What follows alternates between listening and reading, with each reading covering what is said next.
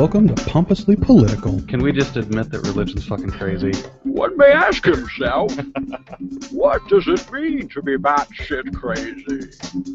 The political podcast that's just a little bit pompous. If you're apostolic, you had to go get on your knees at the altar, which always sat really funny with me. In this episode, we cover the news and other stuff. It's just a little gentle ribbing, for your pleasure, if anything. And now here's your host, Jimmy and Scott.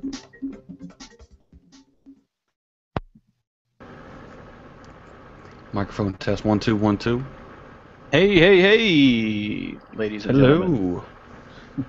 Welcome to Pompously Political. Yeah. We like to pride ourselves as the podcast that's a little bit pompous. I don't know if you caught in that intro, now that we're technologically savvy. We're not exactly English savvy, but we're getting there. We've made it to the early 2000s. We're slowly progressing. Right. We're still in Will Smith rap years. That's about where we're at right now. We're Big Willie style in the grand scheme. I actually enjoyed his album. I'm ashamed to admit that now, but I did. I listened to it many times. Really? Wow. I did. Anyway, Confessions on the podcast. We have confessions before we even have our names out. As always, I am Scott. And I am Jimmy. And it Some has call been, Jimmy. Some call me James. We missed the last two weekly roundups, so this will be the third week. So we have 3 weeks worth of news to cover. We ain't gonna go 3 weeks back because ain't nobody got time for that crap. That's old news. Yeah, nope. We ain't got time for that. Of course, we kind of covered a little bit in our Democratic debate coverage, but yeah, we've been out, various reasons, various issues that have arisen, as people in a society where sometimes we get sick, sometimes we get issues, and the world likes to throw stuff at us, a couple curveballs here and there. So. Yeah. I feel very mellow tonight. I don't know why. You look very mellow. Could it be that you've been smoking marijuana?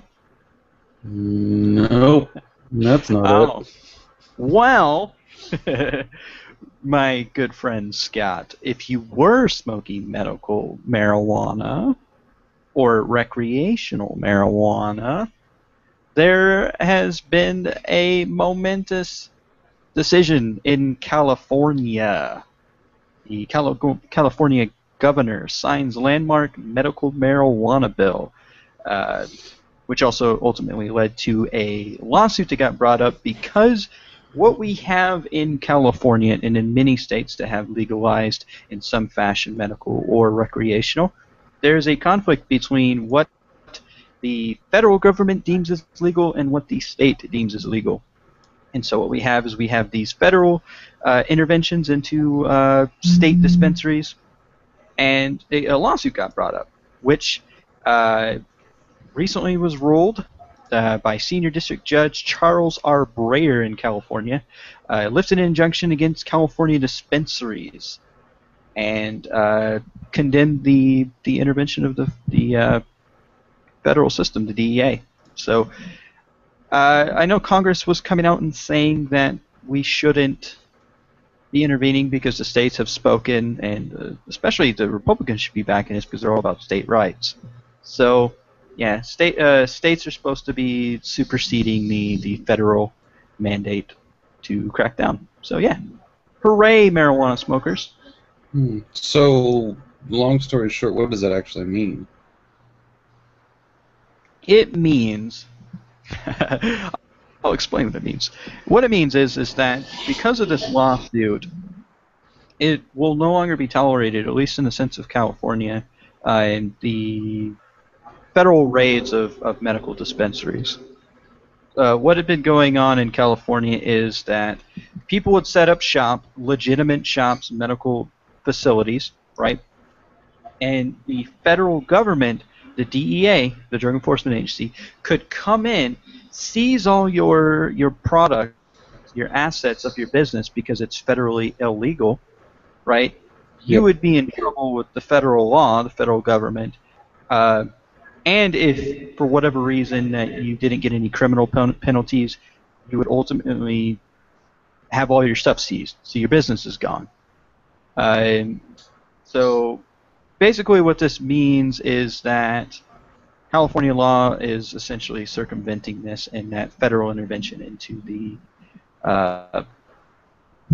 medical dispensaries will no longer be tolerated, is what I got out of this article. Thanks, HuffPost, for confusing me even more. Maybe it's because I'm high. It seems like that would have a very large precedent as far as what that impacts, because it essentially is saying if the state says this is how we're going to do business, then the federal government can't come in to counter that. So in a sense, I think you mentioned before, state law is now superseding is either federal law or federal authority, which. Well, what's interesting about this? Let me kind of explain this a little more as read a little bit in the article. The article is on HuffPost by a Molly Riley, who's a deputy politics editor for Huffington Post. She says in this article, in his ruling, Senior District Judge Charles R. Breyer lifted an injunction against a California dispensary. The Marin Alliance for Medical Marijuana and its founder Lynette Shaw, ruling that a budget amendment Congress approved last year requires the federal government to respect state marijuana laws. The Department of Justice is thus precluded from criminally prosecuting organizations like Marin Alliance for Medical Marijuana, or MAM for short, MAMM, that comply with state regulations. So basically what this is saying is that, it will not be tolerated that the federal government comes in and seizes all their property and then tries to criminally prosecute them because it's something that's legitimate within the state. The authors of the amendment that was put forth into because of this whole thing accused the Department of Justice of violating the law and calling for an investigation into the department's crackdown on legal businesses. So they're even going as far as that the search and seizures of these medical dispensaries could potentially be corruption motivated. So that adds another whole element to it. Now, what level of state government made that, or what level was the judge that made that decision? He was a state justice, is what he was. Okay, so this senior district. He's a senior district judge. So, yeah. Let's Google that. Levels of courts in California. Well, you have district circuit courts for each state, and then you have federal Supreme Court. Is my understanding of it. Of course, you also have the Supreme Courts of states. Yep. So you've got. Wow, Wikipedia, you're worthless. Okay. That's what would you say he was again? He is a senior district judge. Is what he is. I don't see districts in here anymore. He's a federal judge, so he is what it is. So, but he's still voting on. He deemed he's the still amendment voting on a state level, so it doesn't have any implication outside of that. So if it were to go to a federal level, then the Supreme Court would turn around and say, "No, our federal law trumps yours." So this could still be in the air. Basically. But the thing about it is, take for instance, what it is they proposed this amendment within their budget and their legislation within their state. He then ruled that this was acceptable. Now, what this says to me is that ultimately, if the Supreme Court was to take up the issue of the legalization of marijuana, or at least the legalization of medical marijuana, he then could set the precedent for how that conversation goes. As in, he basically is banning the federal intervention, the search and seizures taking place within his state because of that. You see what I'm saying? So then the Supreme Court will take that into account into their final ruling. Kind of like in the gay marriage thing. Of course, you had so many states that had already legalized same-sex marriage. they were to look at it and see that, okay, this isn't slippery slope, detrimental to society type stuff. So therefore, it's something that should be constitutionally viable. You get what I'm saying? So the Supreme Court could say anything. The Supreme Court could ultimately, but the thing about it is, Supreme Court talks about the constitutionality of things. Yeah. And ultimately, in the Supreme Court, you have, or Supreme Court, in the Constitution, you have states' rights. You have that, of course, with the federal system because of that. So, do the states have the ability to enact laws that potentially conflict with current federal law? That's more the point that I'm getting at. The counter opinion that is there, and I guess this is going to be a resounding issue through all of these debates as far as medical marijuana goes, because if it is found that you can directly counter federal law, well, then you would need to. It's going to be expanded to other topics. So maybe we're going to go back. Now all 50 states have done the gay marriage as a Supreme Court thing. Well, now we're going to go back and they're going to say, you know what? Screw the Supreme Court. We're going to make a state law that says this because the Supreme Court can't tell us what laws we can make. You know. Well, I see what you're saying. I see what you're saying, and I think that when it comes to this issue in particular, I believe that when you have an issue where a state has legalized something that is not federally legal, it's dependent upon the administration and the federal political level, their attitudes towards the situation. I'm sure the federal government could come in and crack down and say, no, the federal government supersedes you on this issue. That's how executive actions come into play. In the case of same-sex marriage, what makes that particularly interesting is because it is framed as a civil rights issue. So if the states were to come around and say, no, we're banning gay marriage in our state, it is still a federally protected right because of that. It falls in that 1964 Civil Rights Act is how that plays in. That's how it was interpreted. Well, ladies and gentlemen, if you're a lawyer and you want to tell us how this really works, because we're not lawyers. We're just pompous about it. I think I explained that good enough, right? Maybe. I'm not a lawyer. I don't know if you're full of shit or not. So. I could be extremely full of shit. Speaking of full of shit, it's actually a terrible transition. Jim Webb, no longer running for the Democratic nomination for president. Now that doesn't mean he's not running for president. Not that anybody fucking cares, but he might run as an independent. Now, if you remember in the debate, Jim Webb was the pissed off guy that kept crying about not getting enough time. So, long story short, nobody fucking cares. He after the Democratic debate, he was polling at 1%. It was better than O'Malley's asterisk percent. Oh, you mean Chafee? Chafee was asterisk. Chafee, yes. Yeah. But yeah, so what's interesting about Webb, much like Chafee is also one of those party switchers. Jim Webb was a Republican who then became he was a moderate Republican in the sense that he was towards the middle and felt that the party was not to his liking, so he switched to the Democratic Party. That's what he did. So, in essence, that's how you see a lot of the ideas that he had on the stage, like opposing, or basically his stance on affirmative action, his toting of military experience, so forth. Things more indicative of Republican candidates than Democratic candidates. Yeah, he did generally remind me of a Republican when he was debating. He did have some Democratic views. Right, because he's a moderate. He's in the middle. Even as a Democrat, he was much more towards the center than even Hillary, which I would wager to say that Hillary is a moderate Republican who has, for political reasons, become more on the left. So they've kind of drug her out there.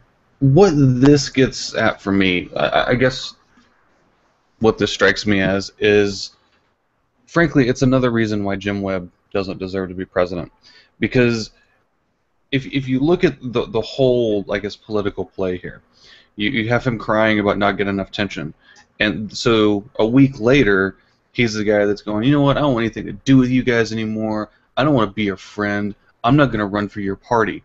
I'm going to go run as an independent. Why don't you just cancel your presidential run? Because nobody has a chance as an independent, period. You may run for a state seat as an independent. You may run for as a governor and have a chance. And you can run for almost any other position as an independent, and you might actually have a chance, depending on your votes. As president, there is no chance. No independent has ever even, have they even broken 10% of the vote? Like, was Ross Perot independent? Didn't he get like 20% or some shit? Ross Perot was independent. Bernie Sanders, believe it or not, even though he's on a Democratic ticket, which attests to the fact he, is a senator and he's an independent. Ralph Nader, I think maybe we'll have to Google that, but I think he got 15%, which is the reason why Gore is not president, was because of the whole Ralph Nader situation. The independent historically takes, yeah, asshole. The thing about it is, you're right. The last time an independent was elected into the presidential office was Lincoln. A third party, I mean. And that's essentially what independent is a third party. Yeah. That was the last time, is when Republicans were. He was a Republican, but in the sense of the Republican of the time, it's not the same Republican Party as now, and it was not a majority party. Now it's a majority party, but essentially what independents and third parties historically do is take votes from the majority party. So, for instance, if you are a candidate like Jim Webb, okay. Let's think about this for a minute. If you're a candidate like Jim Webb that was running for the Democratic nomination, where do you think but he proved to be too conservative for the Democratic ticket? Who do you think he's going to steal votes from? Because he has more conservative ideology than the rest of the candidates. Is he going to steal them from Rand Paul? Okay. That's really the only position that he has. At best, the independent vote may make up 5% of the total vote. So let's say he gets all of those. He gets 5%. Right now he has 1% of the Democratic vote, which, okay, that will put him at 6%, even though that's not how the math actually works. And then you have a very splintered, decentralized Republican Party right now that is just 7 directions to the wind. I mean, there is no center there for who actually runs the party right now. Maybe in name, but it's too fractured, I guess is the word I'm looking for.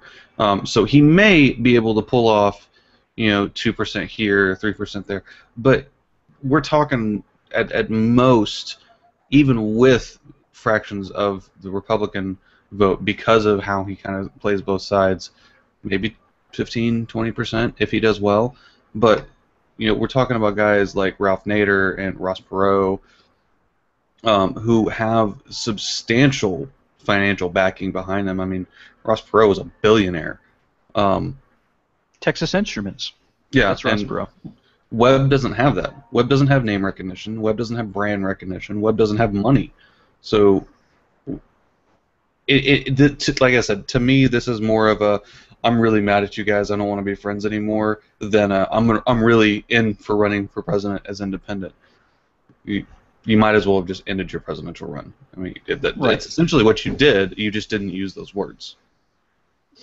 Totally agree. The only thing that does worry me a little bit is, while his ideas are more conservative than the Democratic candidates that are still in the race, because of his spite towards the Democratic Party, because, I didn't get enough time, they treated me badly or poorly in the debate and so forth, not giving me enough time, that he could be running, him and his, if he has any super PACs or PACs, could be running negative ads towards the Democratic Party, which could then pull votes from whoever happens to get the Democratic nomination. So that is a little worrisome, because he kind of is a wild card, loose cannon potential there. But again, like you're talking about, will he have the effectiveness of a Ralph Nader or a Ross Perot for that matter. I don't think so. Just like Lincoln Chafee, ineffective. He's not going to. I think Lincoln Chafee is going to drop out here in the next little while. Well, not to toot my own horn, but I called it. You stick a fork in them; those two are done after that debate. Right. I was kind of surprised to see Martin O'Malley was only. It was Martin O'Malley, Jim Webb, and Lincoln Chafee. Or Lincoln Chafee had a little asterisk, but Martin O'Malley and Jim Webb polling at 1%. Martin O'Malley, I thought, did decent in a debate. He had adequate enough speaking time to get his policies out there, and he was just on a daily show. So he did, and he made very valid points. I mean, he didn't sound like just another Democrat. He sounded like a guy that had his own ideas on how to run things. You know, he could play nice and banter back and forth, but he was also willing to kind of hit the issues, you know, in opposition to what the other candidates were saying. And you know, like you and I both said, I was very impressed with him. To see him at 1% is really, I don't know, I expected more momentum behind him. Now, to the flip side of that, depending on what poll we're running, because like Trevor Noah and The Daily Show, I watched it just before we started, pointed out, you know, according to CNN, who hosted the debate, Hillary Clinton won, landslide. She just dominated, and she ran the whole evening. According to literally fucking everybody else, Bernie Sanders won, landslide, owned the debate.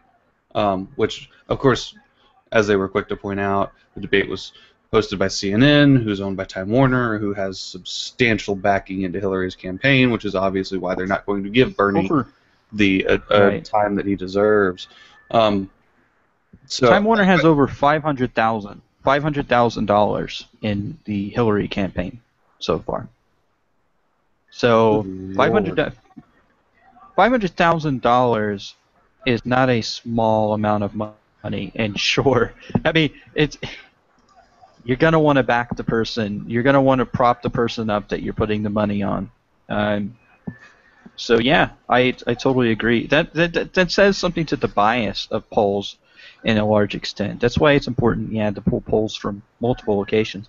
Do you happen to have the polls up right now? I do. Any fluctuation between that and the CNN numbers? I'd be curious to see that. A little bit. It's got Webb at 1.3% on average, O'Malley at 0.6, Chafee at 0.1. I'm still. It's including Biden, because he has 17% right now, which Biden hasn't announced that he's going to run, so why are we tracking him? Why are we even presenting him as an option at this point? Let him make the announcement, and then he can come out and shake the field like that. Bernie is starting to gain a little bit of lost momentum. He's back up to 25.4. Clinton did see a pretty substantial surge after that. She's up to 47 now. She had dropped down to 40.5 at one point. Well, it's also what you have to take into account with the Clinton numbers, why her numbers are increasing. You had this debate that came out that showed her in a policy sort of way that had the other candidates on the floor dismissing the Benghazi committee, and then on top of that, you had Representative McCarthy, right? I think he's in the he's in Congress, right? So McCarthy came out and said that pretty much, well, Hillary's taken a hit in the numbers, so that basically means our committee's a success, alluding to the possibility that the Benghazi committee, the oversight committee for Benghazi, is just a political ploy in order to drag the poll numbers down. So you had that come out. You also have the thing with Trey Gowdy and the Benghazi leaking information out and so forth. So the Benghazi committee is coming under a lot of scrutiny. The Democratic Party and the media backed by the Democratic Party, like MSNBC and stuff, is being able to gain momentum against the Benghazi hearings. And so because of that, Hillary's seen a bump in the numbers. Whether that lead will stay If it's lasting, I don't know. I still see Bernie picking up a little bit more momentum. They're still hampering on the fact that he's not presidential enough, which is, I don't know. I think he's proven resoundingly to this point that he is presidential enough. He conducts himself that way. It really bothers me to see Clinton continuing to gain momentum, because we talk all the time, and you hear people talk all the time about how we need to get money out of politics and how it is like the great American evil at this point. But yet we're voting for people who continue to do this. We have a clear-cut candidate who has the ability to stand on his own 2 feet and to address these issues in the ways that a lot of Americans, especially liberal Americans, want these issues to be addressed. Yet we're going to vote for the person who's getting backed by all these companies that we don't want involved in politics. Like, what the hell are people thinking? Which I guess is the problem. Yeah. They're not. One of the things that I'm taking a class right now on public opinion. We had a discussion today about social conformity, and I think that applies here in the sense that you have large pockets of money influencing how the media is portraying things, like CNN saying that Hillary won the debate. You have these voices of supposed authority in our society, like the media, saying how things are. And us, the American people, we tend to look at that and conform to that narrative based on the fact that, oh, CNN, who did the debate, they're a news organization, they must know what they're talking about. So I think that could be potentially influencing the situation. Whether, I don't know. I mean, could Hillary be a viable option still? Could she get the sort of policies that we want out of her as a candidate? I don't know. I don't necessarily think she could. No. Because she is too, or at least money in politics, she is too comfortable working with Wall Street. Yeah. So before we spend our whole episode on that, since we mentioned Sanders, did you hear about Sanders pushing for fraud charges against ExxonMobil? I haven't. I was kind of curious about that, though. What did you find on that? So it was a story that I believe was on HuffPost, where basically ExxonMobil did some research many years ago, and maybe even recent research, I'm not 100% sure on that, that basically found that gasoline burning, fossil fuels are contributing to climate change. And then they took great steps to hide that data, to hide that portion of the research so that they could say, hey, we aren't affecting climate change. They could continue to make the profits as they were. Well, it's starting to come out that they did that. I guess Sanders has now found out about it and has pushed for, or has brought up fraud charges against the company, which makes me think 2 things. One, awesome. Another corrupt company who has kind of tainted the American people's view on an issue that they had the stats and they were deliberately lying to people. Okay, well, fuck these guys. It's about time to, take it to them. 2, are we sure this is really a big deal? Kind of the counter to that, because it seems more like, I really hesitate to say this because I don't want to say it. It seems like a ploy from Sanders' camp to make it look like, hey, he can really bring it out and he'll go after those big name people that are attacking Clinton, which I support if that's what's going to happen. But yeah, maybe there's more of the latter than the former in that sense. I think that it's an interesting sort of thing to think about that. Yeah, it could be a political ploy, or it could just be Sanders being himself, and the fact that we're so jaded by politics that everybody must have a political agenda. You see what I'm saying? So it's like I don't know quite how to feel about it. On the other hand, this is nothing new.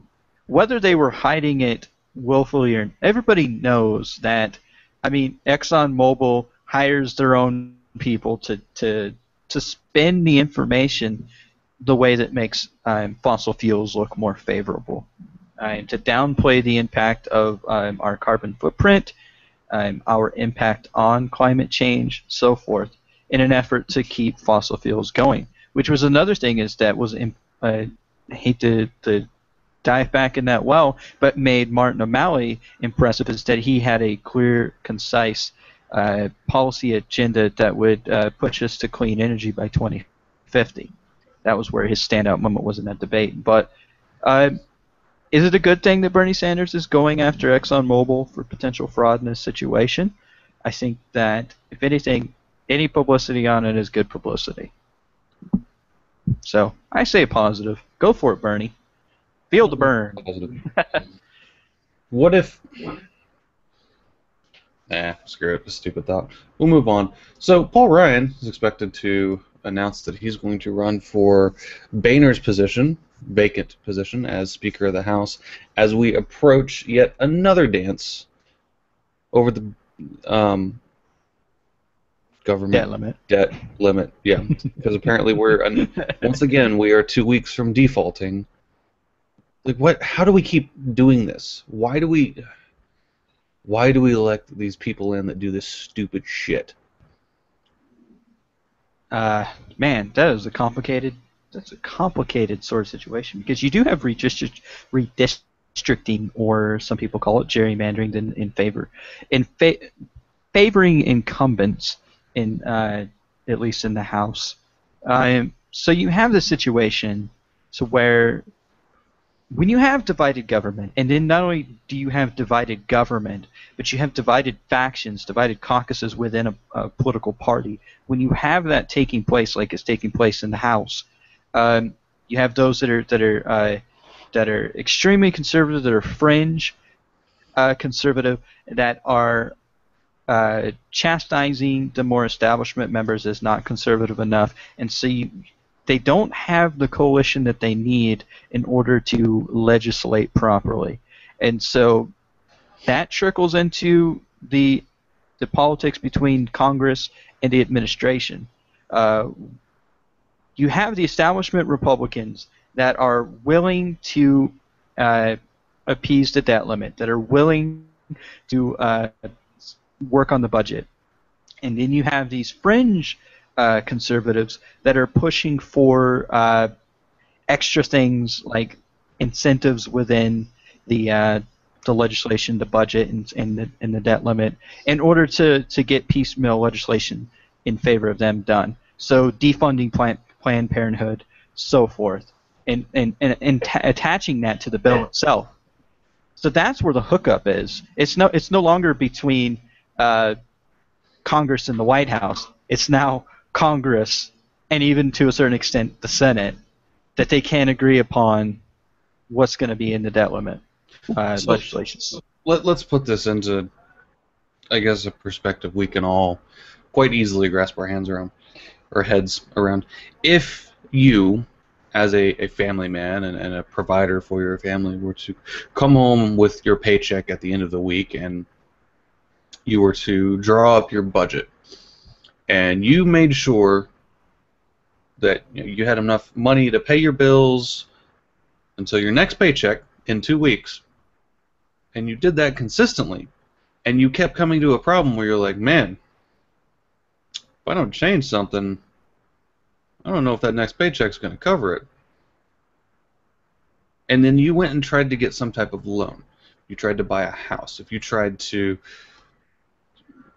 remodel or something, get a new car, and you told the loan company that, well, I kind of live paycheck to paycheck. I 2 weeks from now, I don't know what's going to happen. Maybe I'll pay my bills, maybe I won't. We'll see if I make the appropriate changes. You're going to get laughed out of every loan office you go into, except for the sharks, except for the companies that are there specifically to gouge people like you. Yet this is our government. This is what they do. We keep coming to this point where we're saying, man, I don't know if we're going to be able to pay the bills in 2 weeks. Maybe we should change something. Maybe not. You guys want to help us out? What? Why? Why do we allow these people to keep coming back in? Like, seriously, I don't know that there's another issue that would wake up the American people as much as they need to be woken up as, well, the government can't operate anymore because we're too busy padding our pockets and doing stupid shit to actually run the government. If that's not going to wake up the American people, I don't have much hope left for fixing the system as is. Well, you also got to take into account. You also got to take into account, of course, because you have to. This is what it boils down to. Both parties, both political parties, Democrat and Republican, have no problem running into the red as far as debt. I think we're $17 trillion, and we didn't get there by just one party doing things. And so what tends to happen is Democrats want social programs to be funded. Okay, they want to run in the red for these social programs, and then you have Republicans that they want military spending, they want national security spending, and they want to cut those social programs, and that's how they want to govern. So when the Republicans say fiscal responsibility, they really mean let's just get whatever we want and cut the useless stuff that the Democrats want. So. Right. Again, going back to my analogy, it's, well, let's spend half my paycheck on strippers and hope I can pay the bills after that.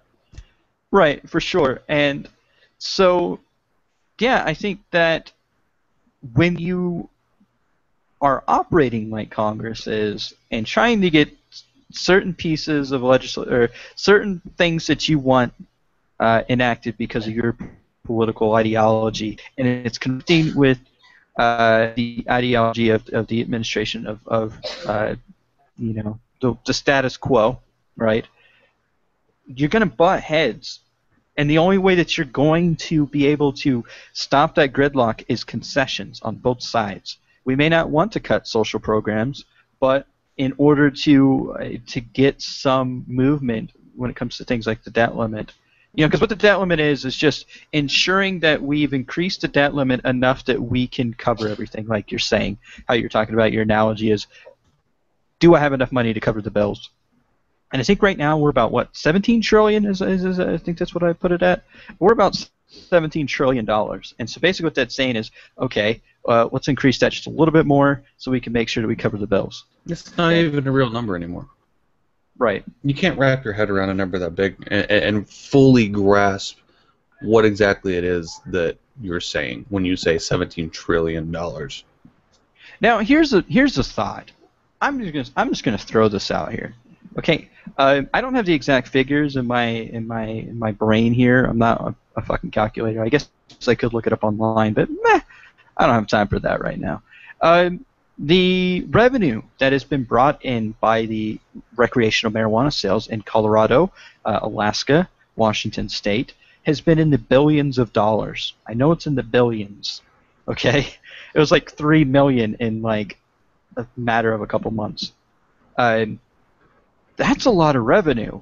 Why don't we take that, apply that to that national debt? We could knock away that debt so quickly if we did that. But of course, the states want to use that money for their own purposes. I get that.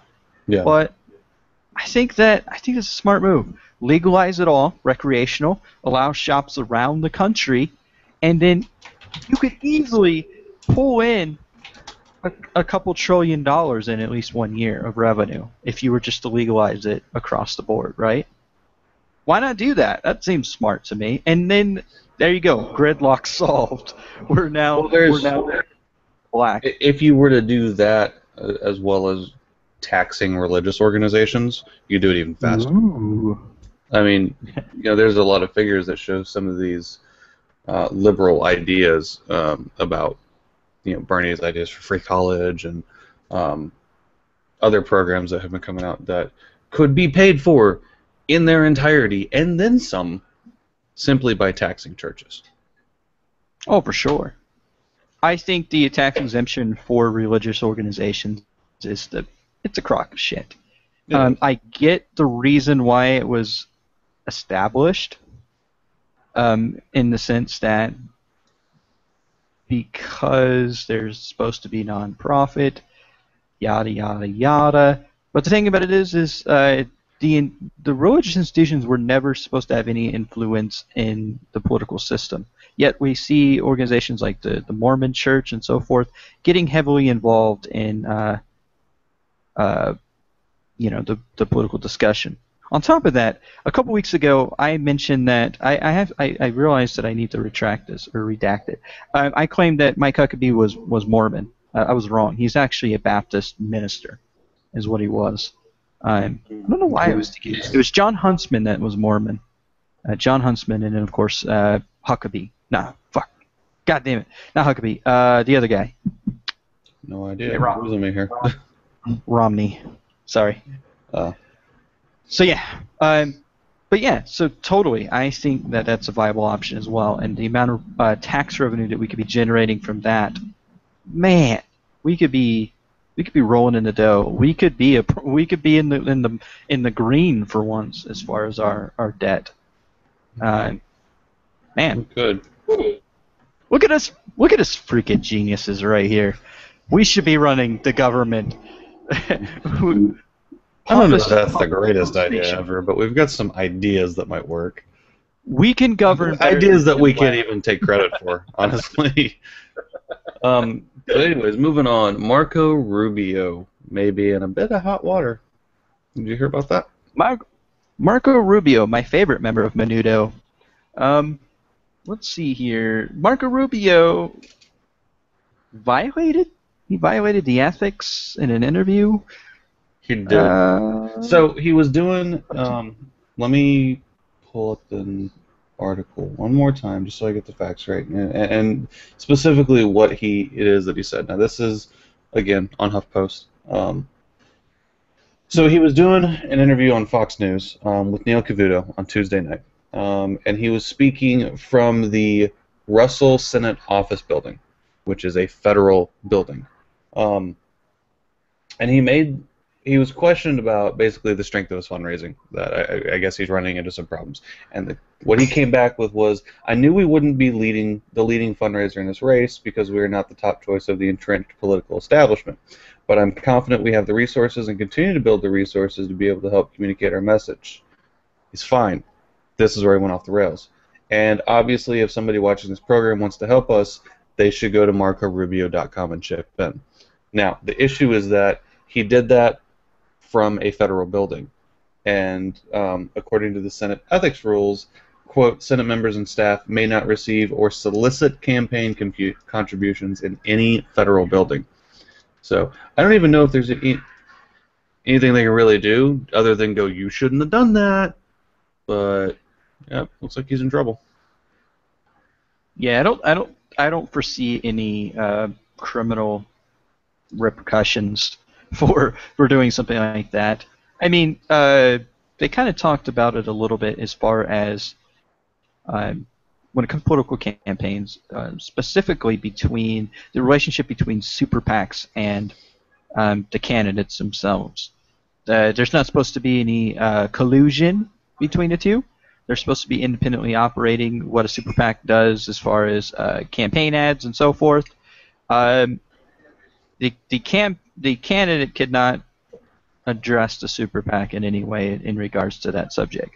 But the thing about it is, you run into murky water when it comes to campaign finance in a lot of areas where you're not supposed to do this, but it still happens. Yeah. Same thing with Hillary and the damn emails.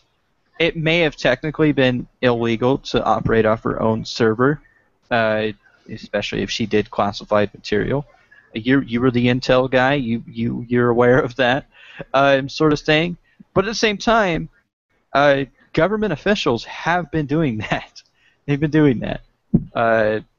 It's not just exclusive to Hillary. So how do you prosecute that? Do you bring everybody in that's ever done it, or do you just chastise the one? Same thing with the Marco Rubio and him. Potentially breaking the ethics of campaign financing.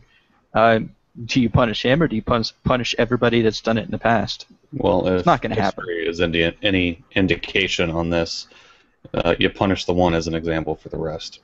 It's not the right answer, but...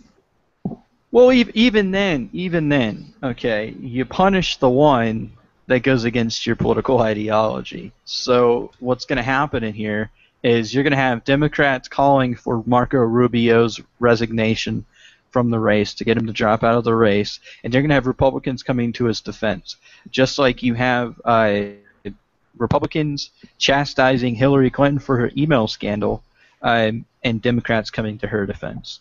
You're always going to have that sort of stalemate, if you will, in the political system. There's not going to be any prosecutions in it. I'll tell you that right now. Well, that's enough politics. Let's talk about what really matters in the world right now. Biggest story? Star Wars. Ooh. Did you watch the new trailer? Oh my God! With tears in my eyes. With tears in my eyes. I've not felt seen it, a so I'm gonna newborn message it. baby. I'm gonna message this to you, and then you can pull it up for everybody to watch, so we can all watch together and squee like a schoolgirl. And I'm gonna mute my microphone so I'm not echoing. Cool. Give me 1 second. Yeah, keep in mind that the reason that we're playing this is the issues that go with it, which you'll see when Jimmy pulls up the article, is that the internet has collectively lost its shit because there's a black guy in it. Okay, while I'm pulling this up, Scott, why don't you just give a brief history of your experience with Star Wars? First time you watched it. Yeah. Let's go personal. Star Wars cherry. Yeah, I don't even remember the first time I watched it. I just remember that it's always been just a part of my life that I've always been fascinated with. The first time that I made a concerted effort to watch it was when the second trilogy came out, and I went back and watched them all again just to catch up on the story when I was... I don't know how old I was at that time when that came out. I'm one of the few people that really enjoyed the second trilogy. Fuck if it didn't go with the Star Wars universe, I couldn't care less. I enjoyed the movies. I enjoyed watching them. I still enjoy watching them to this day, as much as I'm going to enjoy the third trilogy that comes out. Obviously I don't think they're as good as the originals, but doesn't mean I can't enjoy them. But no, I'm very excited. This is I always pick Star Wars over Star Trek. I was never a big Trekkie. I know you're going to be disappointed by that, Jimmy, but no, I'm stoked. I'm not that kind of Trekkie. But so I'm getting into Facebook here to pull it up. But interesting. So what would you say your favorite of the series is? Are you an Empire fan? I know I'm not in that, but not Empire.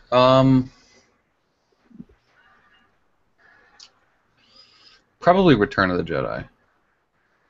Like when I think of Star Wars, I always go to the battle with the Ewoks, Chewbacca running around with all the little midget people, and we lost Jimmy.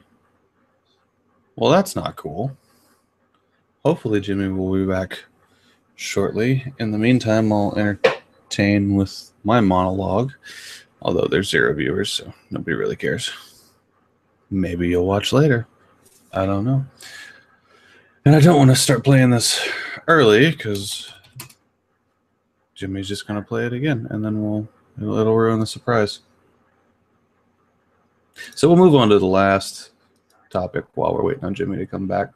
For those of you who have seen the movie or have read the book, American Sniper, obviously there's some very differing opinions throughout the nation when it comes to the story of Chris Kyle and how it was depicted in the movie.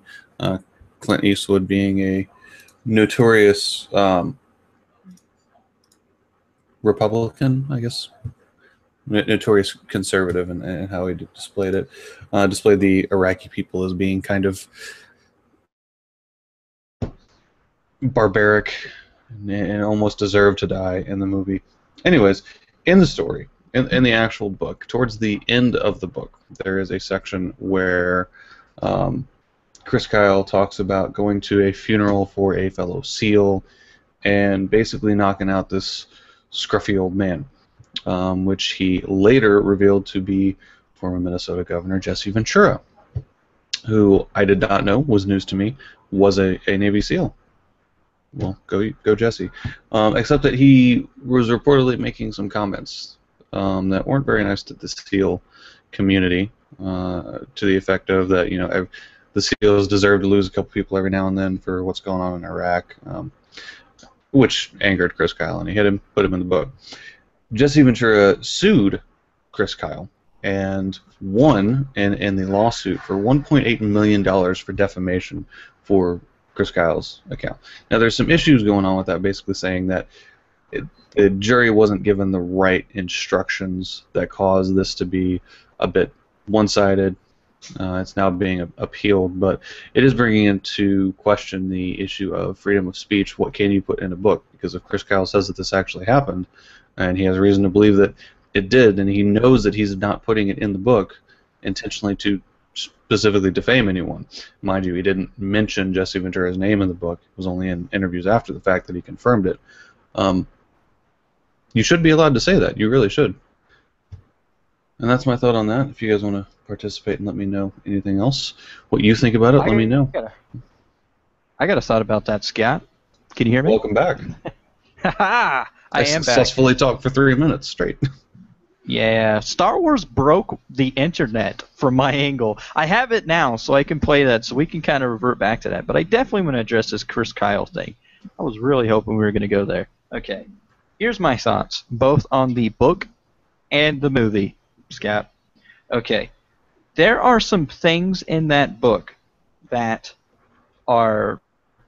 First of all, there's a bit in the book about him on top of a building during the Hurricane Katrina that he was sniping looters as they were attempting to steal stuff. Okay, that was in the book.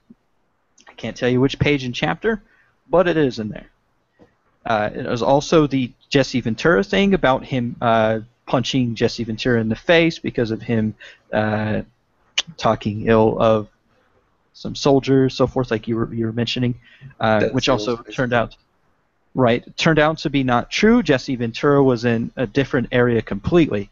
So what you have here is you have an individual like Chris Kyle who is either A, lying about his experiences in that book, or B, these experiences did happen and he was breaking the law by sniping people and killing them during Hurricane Katrina. So you have a quagmire here with that individual himself, that he is either participating in the murdering of people, and in not only that, but bragging about it in his memoirs, or he's lying about it. Either way, the character of the person is then called into question. Now, here's what I have issue with the movie. The movie, you have this idea of this person who is essentially deified. He's legendary. I got that. He's supposed to be the best sniper in the global war on terrorism, so forth. And that he was able to. I can't remember the yardage. I can't remember the yardage that he was supposed to take this sniper out. Now, there were some artistic liberties that were taking place in that movie that Clint Eastwood, like the creation of the arch sniper guy. That guy didn't really exist in Chris Kyle's initial accounts. That was made up for the movie. What you had here was a propaganda piece that heroified, deified Chris Kyle and made him above the rest of society as a whole, in my opinion. Okay, these are my opinions. If you don't agree with them, that's cool, whatever. All right. Fuck your opinions. You have the only dissenting voice when it came to the war in Iraq came from one other member within the movie. He was like, "Why are we here?" It was after somebody had died, and he's like, "Why are we here?" And Chris Kyle was quick to get him back in line. We're here for freedom, damn it. And it essentially, and if you remember at the beginning of the movie, they tied the events of 9/11 to him joining and ultimately going to the war in Iraq. They jumped so many steps in there that led there that one cannot help but watch it and go, draw the link between 9/11 and Iraq. So these are some of the tricks that propaganda uses. I think was it Seth Rogen that came out and said that it reminded him of the sniper movie in Inglourious Bastards. That you know what I'm talking about? That part in Inglourious Bastards where it's a Nazi propaganda video where it's the lone sniper he's like in a tower and he's fending off these allies and he's picking them off one by one and he's heroified. Yay, he's this hero of the Nazi regime and so forth. It came across that way. Didn't talk about any of the controversy that surrounded Chris Kyle as far as the stuff in his book that has been criticized, like the Hurricane Katrina thing. That wasn't put in the movie. Not only that, but it was just a bad movie. It was a bad movie. Okay? Like the part where he apparently he's suffering from PTSD, and then you see him going down the hallway with a gun, and he points it at his wife. You know what part I'm talking about, Scott? It's just poor cinematics. It was okay. He's crying in the bar, and he's having issues with his wife and all this stuff. But then magically, he's helping veterans, and that makes him better. And then the next shot is it has Chris Kyle with a gun in his hand, sneaking into the kitchen where his wife is, and he points a gun at his wife in front of his children. And this is supposed to be a happy, loving moment in the story, and it's right before he goes off to help the guy who eventually kills him.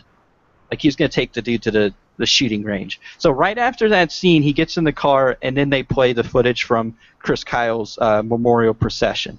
So it's disjointed, and it served only to heroify this guy and paints him in a light that was very Jesus-like, if you ask me. So, yeah.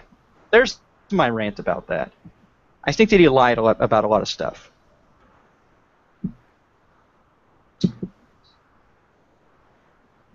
reading through the Snopes. No, I'm reading through the Snopes on Chris Kyle. They said that it's mostly false, but I'm wondering if it's that Chris Kyle said that or that Chris Kyle said that and it's not true. I'm trying to figure out what part of this is not true. Let's tackle the first thing. Okay, the Hurricane Katrina event, which is in his book. It is in his book where he talks about that he was there at Hurricane Katrina, where the people were losing. They are saying that his story is war proven false. Basically, that his stories in foreign wars, quote, most lethal. So while Chris Kyle's historical legacy as one of America's most lethal snipers in foreign wars is largely confirmed and corroborated, his claims about various take-charge incidents in the U.S. are lacking in substantiation. No record of any shooting deaths matching the description of Kyle's purported carjacking victims has ever surfaced, nor has anyone produced the supposed security camera video of the incident, or even evidence such video truly exists.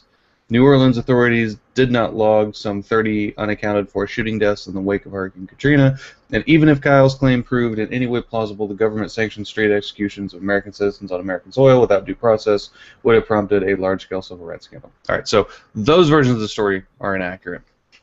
As far as your comments about the movie, okay, let's take this back a notch, and I find myself saying this a lot in video games, and guys, it's just a fucking game. So this is just a fucking movie. This is not no. This is not the new Declaration of Independence. This is not the model to build your life around. It's a movie. The movie had no responsibility to explain the link between 9/11 and the war in Iraq, or to even, I guess, kind of infer that there was a link there. That's not what it was about. It was about one guy's stories, which, again, were mostly true in that country and have been confirmed. But, you know, I get it, and you can demonize them all you want when it comes to the other stuff. Sure, that's fucked up shit to say, especially if it's not true. But it's a movie. Why can't we just take it as what it fucking is? It's the one movie where, for once, American soldiers are not demonized throughout the whole fucking thing as being the bad guy. Every movie that has come out, like, we are the bad guys. We are the occupiers. We are the one. Nobody wanted to fucking be there. Nobody wanted to go over there. We did what we were told, and now everybody's going to say we're the bad guys. It's the one movie that doesn't do that. That's why I like the movie. It's the one movie where it's like, hey, maybe we actually did something right. Maybe we did a little bit of good.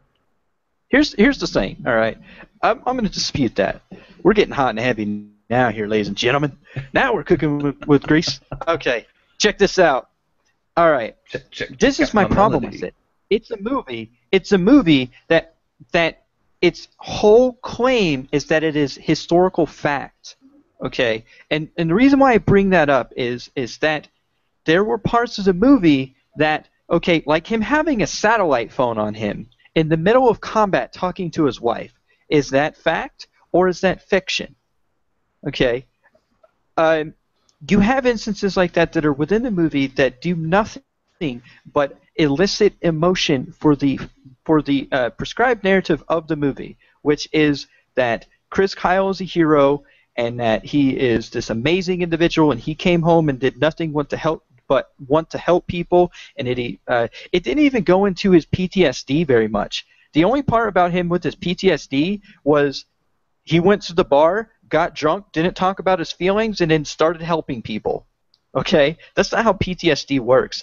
I think that you have this movie here that, okay, yeah, it's not vilifying American soldiers by any stretch of the imagination. There was also that movie with 50 Cent in it and Jessica Biel where they came home from their tour in Iraq and they were suffering with PTSD and they were heroes. Okay? There are movies out there. Black Hawk Down. Of course, that's the conflict in Somalia and not Iraq, but still, heroes. That was a true story, and it featured Tenth Mountain in it. So you have instances where soldiers aren't vilified. I can't think of one movie, Scott. I can't think of one movie that's vilified American soldiers. Lone Survivor. How much of a hero that guy was, and that was in Afghanistan. What was the one you said? I cut you off. Sorry. What was the one that? Since we're going outside of Iraq. Well, it was Kuwait, Iraq. It was the first Gulf War. I don't think it vilified soldiers. I think what it did is it humanized them in the sense that here you are in this. It portrayed him specifically as somebody whose only obsession in life was to shoot people in the head from a far distance, so he could see the pink mist go up. But why? But you have to look at the motivation as to why he wanted to do that. It was the condition that he had, the environment that he was in, that made him what he is.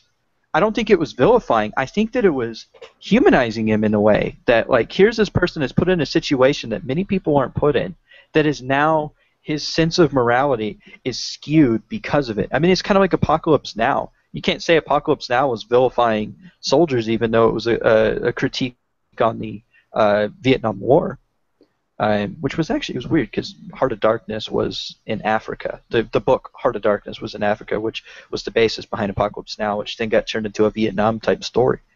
You can't even say that movie. Apocalypse Now is a great movie, but even then, like the messed up situations that they were in, it didn't even really vilify soldiers. There's this notion that people that are against the war in Iraq, I mean, and again, you and I, we served together in Iraq, okay? There's this notion that if you do not support the war in Iraq, or that you have a criticism for the war in Iraq, so apparently that translates to vilifying the military. I think it's the exact opposite. I think that by criticizing a war that's putting American soldiers' lives at risk, I think that's a lot more caring than just cast aside and just accepting it for what it is. You know what I mean? Like actually looking at it and going, how can we prevent more people from dying like this? And I think that that's where we find ourselves with this Chris Kyle situation is that you had this movie that had that portrayed itself as fact, that it could have taken so many turns. It could have addressed PTSD a little bit more, and that could have done things for soldiers. I kind of hope it would have addressed PTSD more, but again, exactly. Going back to my original point, it's just a fucking movie. Why are we this But serious? it portrays itself as fact. Because the movie, the way the tone is set in the movie, it portrays itself as fact. Zeitgeist portrays itself as fact. And a lot of the thing about Zeitgeist is that, okay, you have the religion bit, which is a lot of it is factual, but then you have things that are speculative. I got that. You have to look at the sources. Okay, Zeitgeist isn't framing anybody as a hero. It's vilifying a lot of people, which a lot of people, I mean, it certainly begs the question whether some of that stuff is accurate. I'm not defending it. I'm just saying that even then, you have a responsibility that when you portray yourself and you set a tone like that, the movie wanted to be taken seriously. I don't think there was a single actual joke in that thing. It was, and there's a lot of jokes in there. It was military humor, but it was there. Okay. Anyways, before you go into another tangent, I just got one more thing. You got me going on this. The part where he's on the roof right now. Oh, yeah, because I have so much about this movie.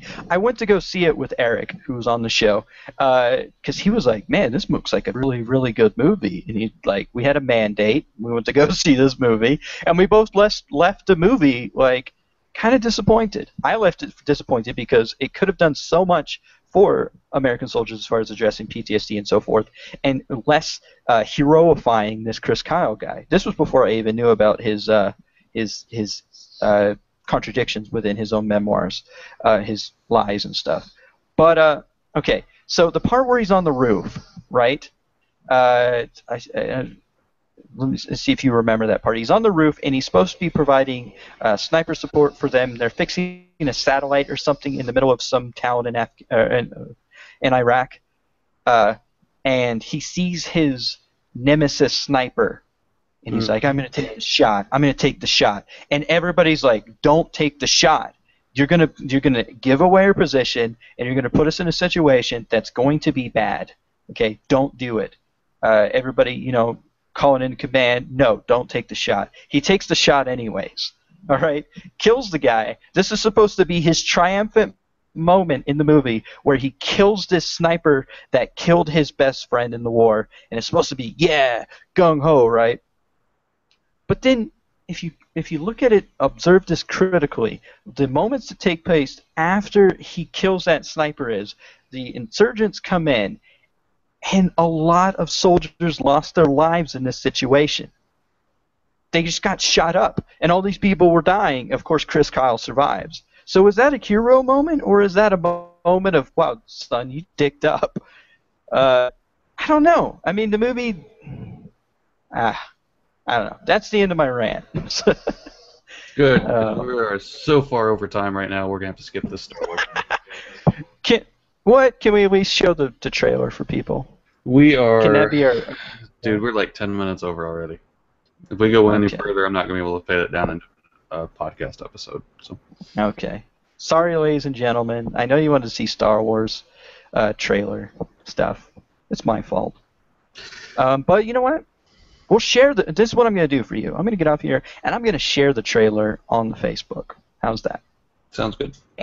Yeah, so, man. As always, thank you for listening to Pompously Political. You can always check us out at polypompous.com. There hasn't been many blog posts lately, but probably won't be any coming up because we're both slammed right now. Better yet, tweet us at polypompous. Jimmy loves tweeting back. And then we're on Facebook at Pompously Political. Or maybe it's Polypompous. Nope, it's Pompously Political. There we go. It's the only thing that's the correct one. I'm going to throw two things out there. We got two things going on, man. For the Twitter account, at Polypompous, we've been, myself, trying to get this hashtag going called hashtag Sinful Sandwich Sunday, where every Sunday, you heathens out there that don't support organized religion or are atheists or agnostic, whatever, we're taking the focus away from the Lord himself on the Sabbath and applying it to the sinful art of sandwich making. So what you have to do with that, ladies and gentlemen, is you take a picture of a sandwich you've either made yourself or bought somewhere with the hashtag Sinful Sandwich Sunday. and we'll retweet it, we'll favorite it, we'll do all that stuff, and we'll put your name on it. You'll be famous. Sound good? Hopefully. So hashtag Sinful Sandwich Sunday. Also, again, with this Chris Kyle thing, we got a little lively, and there's a lot of opinions. It's a hot button sort of issue, and I'd like to hear your thoughts. You guys want to go out there, specifically our regular listener, Jacob Callahan. I'll name drop you a little bit. You always like to argue with me on Facebook. Throw your opinions out there on the website, man. Love to hear it. Who wins? All right. So, without further ado, take care. Keep thinking. Have you guys a merry October week?